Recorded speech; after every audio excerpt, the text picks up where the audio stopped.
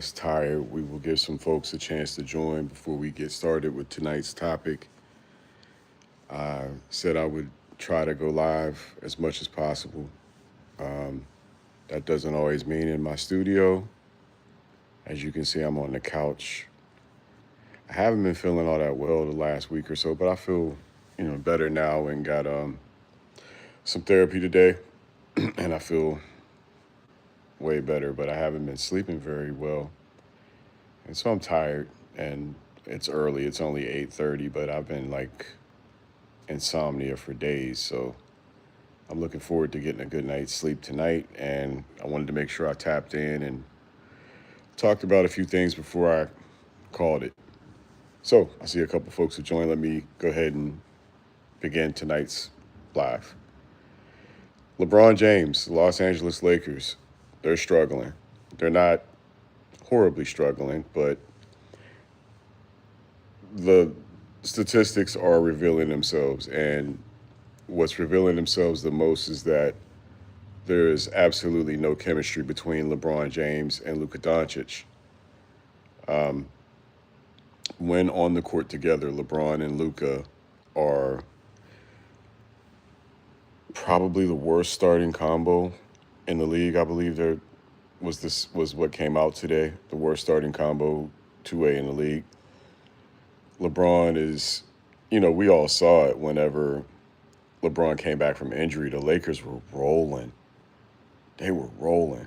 Everybody knows it, right? So Luka was out there balling. Austin Reeves took off as a star in the NBA. Everybody's looking at him like a star now, as opposed to just being what he was last year, a nice piece, nice role player. We're looking at him like the next coming of Jerry West or something right now, right? So those two were doing very well up until LeBron James returned. And this is always the thing about LeBron and his style of play that's going to, limit his legacy to some degree or another. And it could be true of a lot of people, but for him, LeBron can only really play one way. LeBron can only really play his style of play, and that's extremely ball dominant and centered, heliocentric around LeBron. Well, Luka Doncic is very much the same way. He's more of a around the perimeter, passer, point guard type than LeBron is. LeBron's more of a drive and kick or drive and score type of guy. At least in his prime, he was. But in terms of you know their abilities, they don't mesh well because both of them need to have the ball in their hands so much. And then you throw Austin Reeves into the mix, and if you give him a high usage rate, he's going to be a high scorer. He's somebody else that could probably lead an NBA team at this point. So they got three guys that are probably ball dominant. I'm going to give Austin Reeves ball dominant. He just probably doesn't have the luxury to be ball dominant with those two. But let's say three guys that are ball dominant that don't like to play defense. They don't like to play defense at all. LeBron James hasn't played defense in years. Not help defense, not team defense. He'll pretend to squat and put his arms out and call it defense, but he ain't trying to stop nobody. If he's in position to get a block or chase you down, he might still chase you down every now and then. But 41-year-old Braun, man, he needs to come off the bench, in my opinion. Come off the bench, man. There's nothing wrong with that. Let Luka have his show. It's time to pass the torch. Let Luka and Austin run the first unit. Let old man James come off the bench and let him have his ball dominance, because otherwise Luka and LeBron are just going to keep clashing. And I don't know if you guys saw what happened last night in the game, but Luka threw a hand grenade at LeBron, basically a last-second pass with 3 seconds on the clock, and forced LeBron into a bad corner of three to try to win the game at the end of the game last night, man. The chemistry between those two is non-existent. And people are talking about LeBron relocating back to Cleveland, X, Y, and Z, what have you. And I just don't think that a 41-year-old should relocate his family again to go play in cold-ass Cleveland, because that's where he's from. and he's really not even from Cleveland. He's from Akron. So I don't see LeBron moving. I think LeBron's just going to play his one more year and retire because I'm pretty sure he wants to own that Vegas team or part of that Vegas team that's coming. And that will give LeBron time to go ahead and have his farewell tour, pad his stats, because that's all he's doing right now is padding stats. And, a little bit more time to try to make the GOAT case, which at this point, I don't know who's buying that shit. His own generation don't buy the GOAT case no more. So let's keep it a buck. He is not the GOAT. He's not. And I never believed he was even close to it, to be honest with you. But I got a lot of respect for LeBron James as a basketball player. I just think that he didn't add a lot to his game over the years. He got better at the three ball, but LeBron is 6'9". Where's his post game? It's practically non-existent. Where's LeBron James' baseline attack? Practically non-existent. Where's LeBron James' stop and pop? Practically non-existent. His floater. There's no floater. LeBron doesn't even have a floater. I'm just saying. There's a lot that leaves to be desired about LeBron's game. Great passer, willing passer, efficient scorer, but not the greatest scorer. I think he only led the league in scoring 1 year. Never won a scoring title. Yeah, I mean, it's apparent to me, man. Luka Doncic deserves to operate this team, but at the same time, man, you gotta respect LeBron James and let him play out his contract. But that's it. If the Lakers, I know they're not going to extend LeBron James. They better not at this point. If the Lakers were to extend LeBron James, they would be slapping Luka Doncic in the face, and they ain't going to do that. So I think we can count on one more year of LeBron in LA. I've had a chance to see LeBron play once in my lifetime, and I made a point to go see him. Y'all might think I hate LeBron James. I don't. I just don't think he's the greatest to ever play the game like he does. And I really resent him for creating that friction and that division in the NBA, which he did when he started his career. So I've never really cared for LeBron. And he does a lot of wild stuff and a lot of passive aggressive stuff, and he always got to be the center of attention. LeBron's downright annoying. But he is one of the Mount Rushmore greats of the NBA. He absolutely is. And I spent my 80-something dollars to go stand at the top row at the Moda here in Portland for hours. The top row, standing row only, so I could get a glimpse of LeBron James playing basketball before it was too late.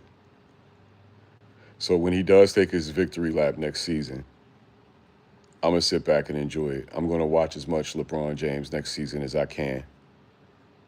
I need the laughs. Anyway, it's your man Zen Master. I promised I would do lives as often as possible. I'm trying to do them every day. We got other stuff to talk about. I want to talk about Ari Spears' co-host. Ari Spears' co-host, Andy Steinberg. I'm looking at him right now on my TV. Andy Steinberg voted for Donald Trump. And Andy Steinberg defends Donald Trump tooth and nail on the Spears and Steinberg podcast, but swears he doesn't like him. Swears he's calling balls and strikes. But Andy tries to pretend that Donald Trump is some normal president and that we should respect him because he's just an American president. No, he's not. He's far from a normal American president in all of the worst ways. We all know it. Even his supporters are starting to snap out of it. Okay, they're starting to wake up. The guy's a con man. He's been a con man his whole life, and he won. He won the greatest con of all.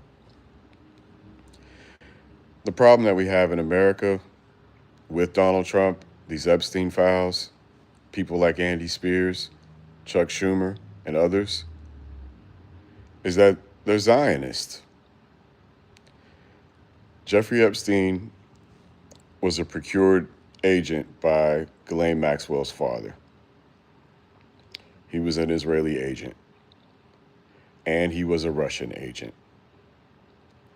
And they unleashed him on our country to gather compromise, to figure out who was the most leverageable people to infiltrate the financial sector, to infiltrate Silicon Valley, to infiltrate the tech sector and everything. Jeffrey Epstein had his hands in just about everything in this country and abroad. Jeffrey Epstein was literally trying to genetically define the world for the next generation, along with these monsters, Peter Thiel, Elon Musk, Donald Trump, and the rest of these eugenicists that are in power right now. They want to define the future. And that has nothing to do with people like me. If they have their way, people like me won't have a future, won't exist. This is a white nationalist movement and a white Zionist movement. And those axes exist here in America, in South America, in Israel, and all of Europe. Europe has arrived politically at a more mature position where they now are more accepting of the diaspora and others than the United States is by far. By far. Although the right-wing parties in Europe, who are being funded by the same people who are funded our right-wing parties here, Elon Musk and Peter Thiel, Miriam Adelson, Les Wexner, all the Epstein syndicate, those people are all funding attacks in Germany now. They're trying to flip Germany into a right-wing country again. They're playing for all the marbles, and they have so much money that the rest of us only have the ability to vote, and vote we better damn well do, because it's not perfect, and you may not actually have the ability for much longer, but while you do, you better use it, or you will be voiceless. And I don't need to remind you, I shouldn't need to remind you that this country was founded by the voiceless, by those who were taxed without representation. Right now, the SAVE Act is going through Congress, and it's going to be DOA in the Senate. It's not going to pass. But if it were to pass, they would literally abridge my right to vote this year. Everybody in the state of Oregon would have their right to vote abridged. Anyone who votes by mail or registers by mail, if that SAVE Act passes through the Senate, all of our rights to vote are going to be abridged this year. It's unconstitutional. It will not pass the Senate. I say all that to say this.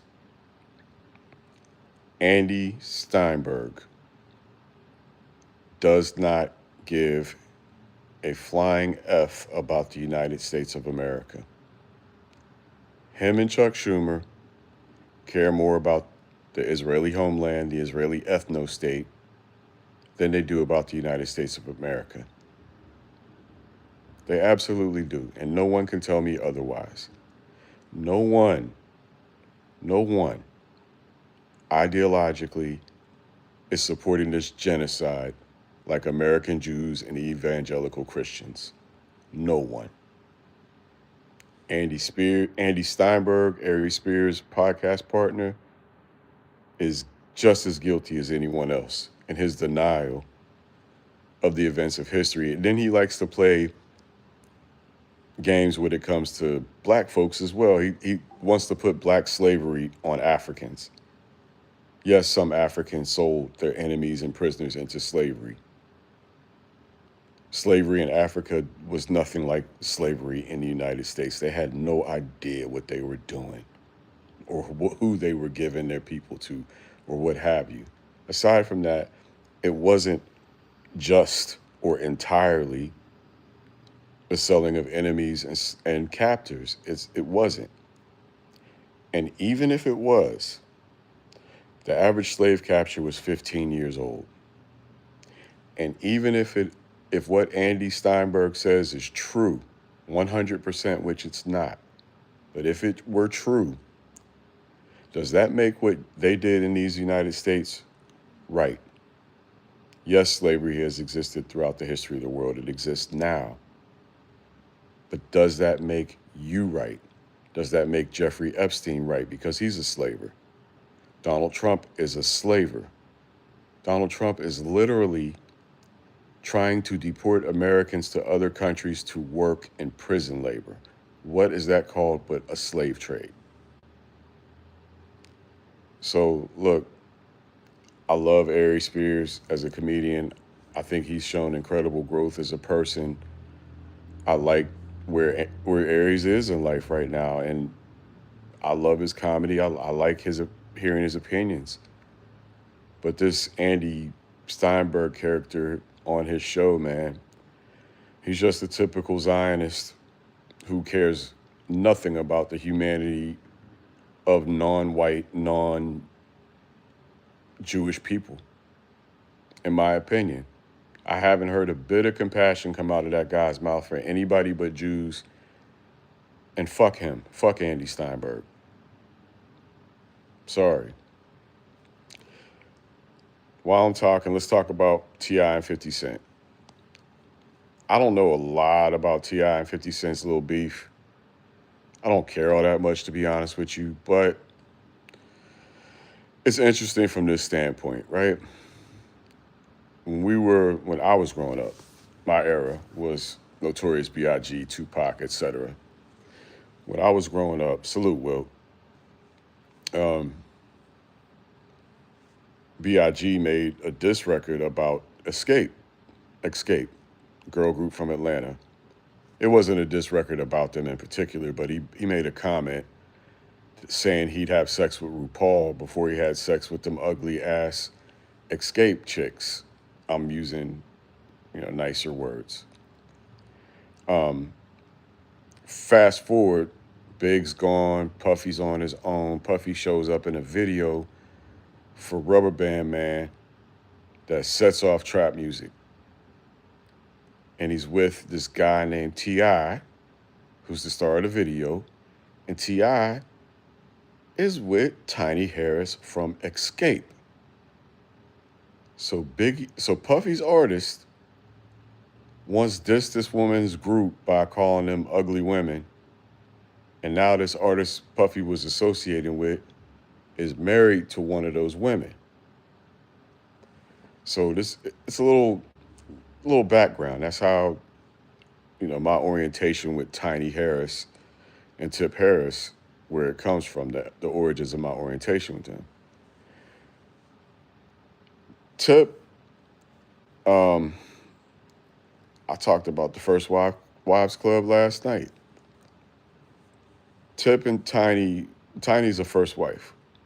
She's somebody that could, was his first in terms of celebrity, in terms of maybe his first baby mom. I think she was his only baby mother. I'm not sure, but Tiny was Tip's I think she was his first real love. And that's special to people. And you meet when you meet, you look how you look when you meet, you grow old together or older together, and maybe you hold up well, maybe you don't. But if you love each other, you stay together. You might cheat, you might fight, you might do a lot of stuff, but if you love each other, you stay together. So, I'm going to applaud T.I. and Tiny for keeping their marriage together through horrific shit that I certainly would not have stuck around for. But I told you last night, I'm probably not the marriage type whatsoever. But T.I. and Tiny, man, hats off to them for weathering these storms and, all the criticism that comes. Now, 50 Cent, T.I. get into it. I'm not sure what the beef is about. I really don't care, like I said. But, of course, 50 is going to throw Tiny under the bus ASAP and King under the bus ASAP. Because let's face it, they're not the most attractive people in the world. That's beside the point, man. It's beside the point. Of course, King's going to defend his mother. Um, and of course, T.I. is going to defend his wife. And what are you going to say ever that T.I. hasn't heard or thought, or what are you going to do or say to make him leave Tiny or her leave him after all this time? And I'm not a huge fan of T.I. I'm not a huge fan of 50 anymore, to be honest with you. I really don't like 50 Cent these days. Republican asshole. But I think 50 is maybe biting off more than he could chew on this one. T.I. is pretty popular, especially down south. And it's not that 50's not popular. I just feel like going after people's family is not cool. It's not. We saw Corey Holcomb do it. I wouldn't want somebody going after me and my family or my kid, and I don't attack people's families like that either. So I just think 50's going to get what he deserves out of this one. You can't win them all. You know, you did pick on someone your own size this time.